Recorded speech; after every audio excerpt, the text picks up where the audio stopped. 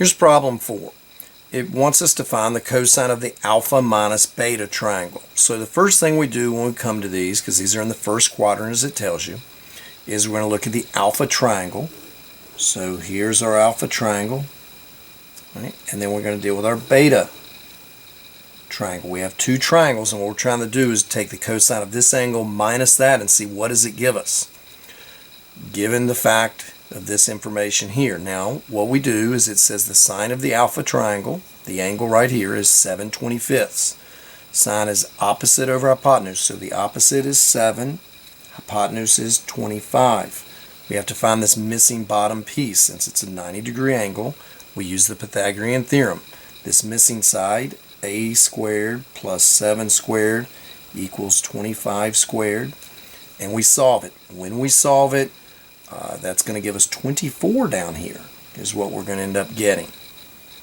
Here's the beta triangle. It says the sine of beta is 12/13, so that's opposite 12, hypotenuse 13.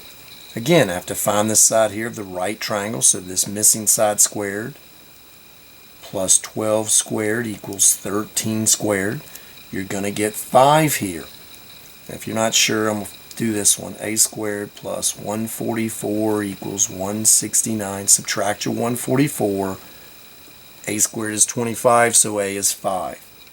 Now that we have these, we're going to go ahead and find the cosine of the alpha, this angle minus that angle. According to the formula, alpha minus beta, it's the cosine of the alpha piece times the cosine of the beta.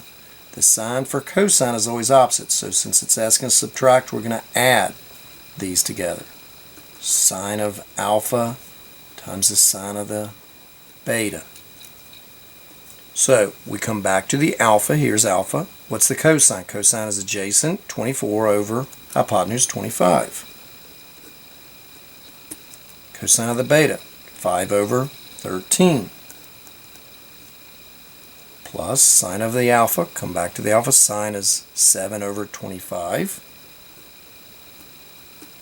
Sine of the beta, 12 over 13.